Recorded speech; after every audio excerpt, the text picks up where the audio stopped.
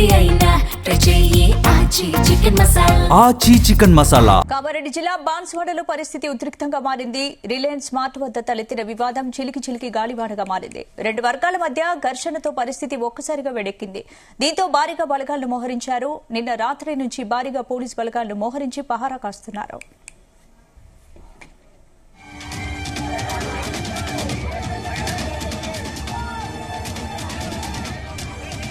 కామారెడ్డి జిల్లా ఎస్పీ రాజేష్ చంద్ర స్వయంగా పరిస్థితిని పర్యవేక్షిస్తున్నారు. రిలయన్స్ మార్ట్ వద్ద జరిగిన ఘటనలో మహిళ ఇచ్చిన ఫిర్యాదుపై పోలీసులు విచారణ చేపట్టారు. రాళ్ల దాడి చేసిన వాళ్లపై కఠిన చర్యలు తీసుకుంటామని ఎస్పీ రాజేష్ చంద్ర స్పష్టం చేశారు. వాట్సాప్ ద్వారా శాంతి భద్రతలకు విఘాతం కలిగించే ప్రయత్నాలు చేసే వారిని గుర్తిస్తున్నామని, వారిపై కఠిన చర్యలు తీసుకుంటామన్నారు.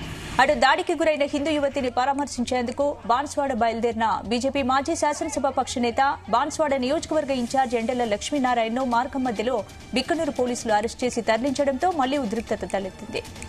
రాష్ట్రంలో కాంగ్రెస్ ప్రభుత్వం అధికారంలోకి వచ్చిన నాటి నుంచి ఓ వర్గం అరాచకాలు పెట్టేగిపోయాయని, అడుగడుగున హిందువులను ఇబ్బందులకు గురి చేస్తున్నారంటూ బీజేపీ నేతలు మండిపడుతున్నారు.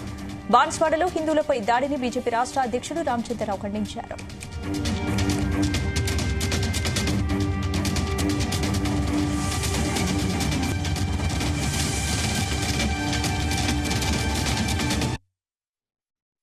బాన్స్వాడ రిలయన్స్ మార్ట్లో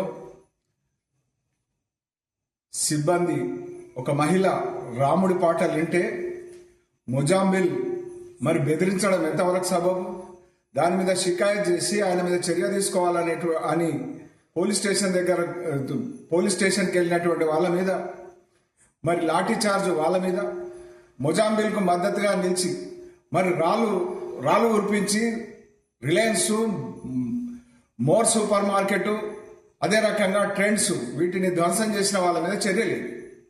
పోలీసులు వ్యవహరిస్తున్న తీరేంది, అసలు బాన్స్వాడలో మరి ఏ రకమైనటువంటి పరిస్థితులు నెలకొన్నాయి, మరి రాముడి పాట వినడం ఏ రకంగా పొరపాటు అవుతుందో తెల్లం చేయాల్సినటువంటి అవసరం ఉంది.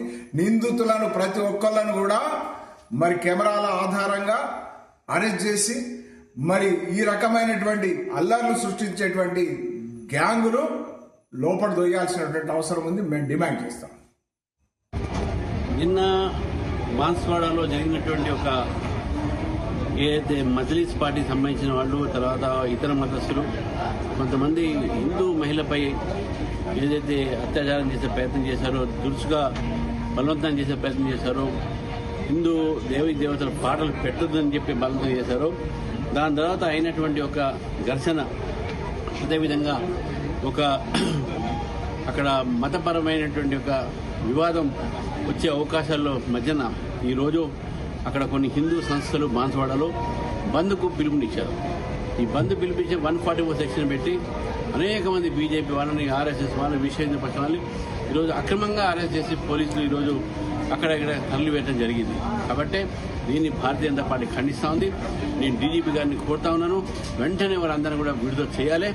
వాళ్ళ ఎవరైతే ఈ మహిళ పైన దురుసుగా ప్రవర్తించారో వాళ్ళపైన కేసు పెట్టాలి, పీడీ యాక్ట్ పెట్టాలని చెప్పేసి కూడా ఈ వారితో డిమాండ్ చేస్తూ వెంటనే అరెస్ట్ చేసిన వారిని వదిలిపెట్టాలని చెప్పేసి కూడా నేను కోరుతా ఉన్నాను. బాన్స్వాడలో ఒక చిన్న కమ్యూనల్ ఇన్సిడెంట్ జరిగింది.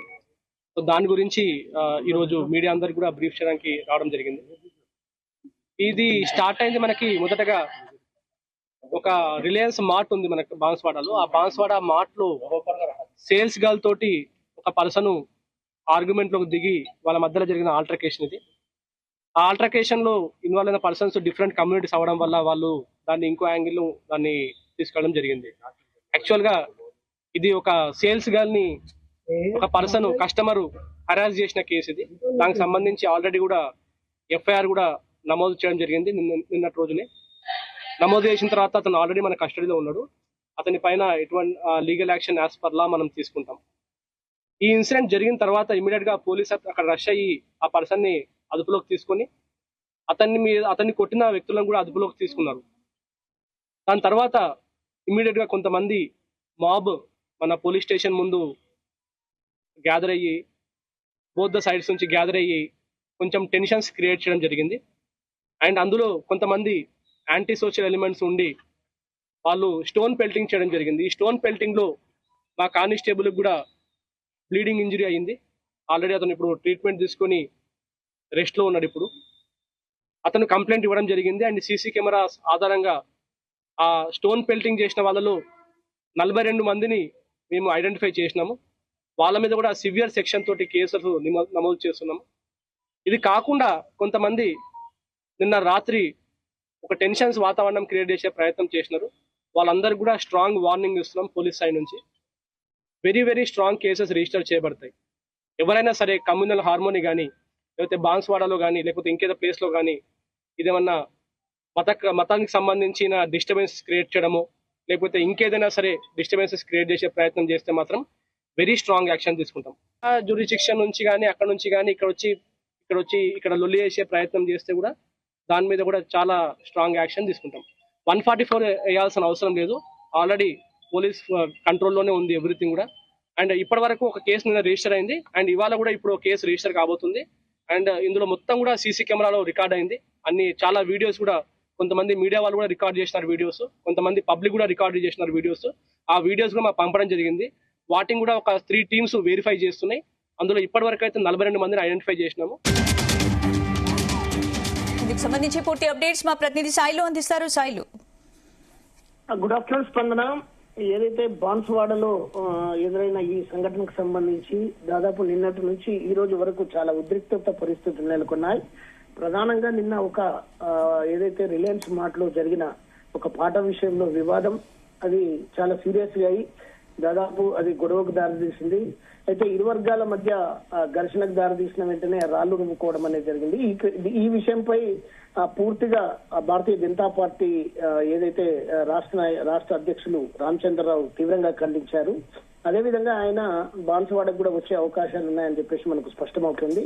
ఇక ఏదైతే మన బాన్స్వాడ నియోజకవర్గ బీజేపీ ఇన్ఛార్జ్ ఈయన ఎండల లక్ష్మీనారాయణ ఆయన ఇక్కడ బాన్స్వాడకు వచ్చి ఏదైతే అమ్మాయి మీద అక్కడ ఉన్న ఒక నేత ఏదైతే అతను దాడి చేశారో ఒక మతోన్మాది ఆమెను పరామర్శించేందుకు, అదేవిధంగా కొంతమంది నిన్న రాళ్లు రువ్విన సంఘటనలో గాయపడ్డ కొంతమందిని పరామర్శించేందుకు వస్తుండగా అతన్ని బిక్కనూరు వద్ద పోలీసులు అరెస్ట్ చేసి అక్కడ నిర్బంధించడం జరిగింది. అయితే మొత్తానికి భారతీయ జనతా పార్టీ రాష్ట్ర నేతలు, అదేవిధంగా అసెంబ్లీ పక్ష నేత మైపాల్ ఏదైతే మహేందర్ రెడ్డి కూడా తను రావడానికి ఇటు మహేశ్వర్ రెడ్డి సిద్ధమైనప్పుడు వారందరినీ కూడా అక్కడే హౌస్ అరెస్ట్ చేసే ఆలోచనలో పోలీసులు ఉన్నట్టుగా తెలుస్తుంది. కానీ ఇప్పటి వరకు మనకు సమాచారం ప్రకారం రామచంద్రరావు తర్వాత మహేశ్వర్ రెడ్డి ఏ సందర్భంలోనైనా ఈ రోజు గాని రేపు గాని వచ్చే అవకాశాలు ఉన్నట్లుగా మనకు స్పష్టమవుతుంది. ఇక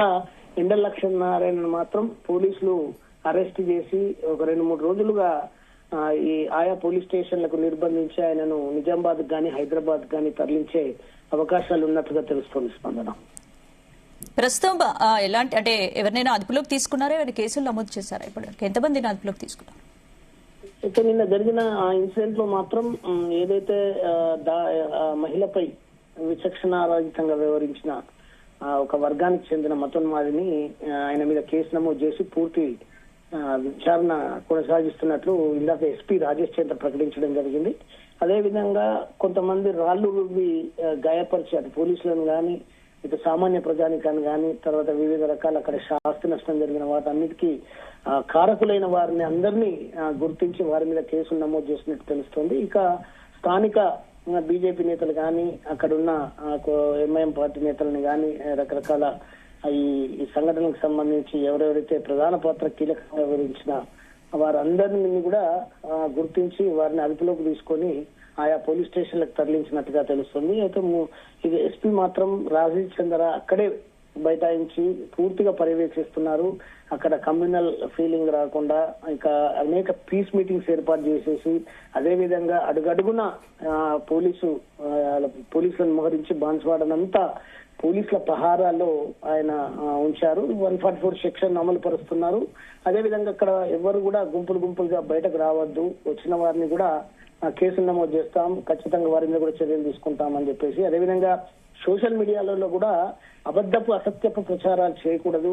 చేసినట్టయితే అటు వాట్సాప్ గానీ ఫేస్బుక్ గానీ తర్వాత ఎక్స్ తదితర రకాల మాధ్యమాలలో ప్రచార మాధ్యమాలలో ఎలాంటి తప్పుడు సమాచారాలు చేసినా పోస్టులు పెట్టినా ఇంకేమి చర్యలు వాళ్ళు పాల్పడ్డా కానీ వారందరి మీద కఠిన చర్యలు తీసుకుంటామని చెప్పేసి కూడా హెచ్చరించడం జరిగింది. ఇక అదనపు బలగాలను రప్పించారు, అక్కడ ప్లాటూన్లు దిగాయి. అదేవిధంగా పోలీస్ పికెటింగ్లు, తర్వాత మొబైల్ పెట్రోలింగ్లు, తర్వాత అడుగున నిఘా ఏదైతే మఫ్టీలో పోలీసులను ప్రతి చోట వాళ్ళను ఏర్పాటు చేసినట్టుగా మనకు తెలుస్తుంది. స్పందన. Thank you sir.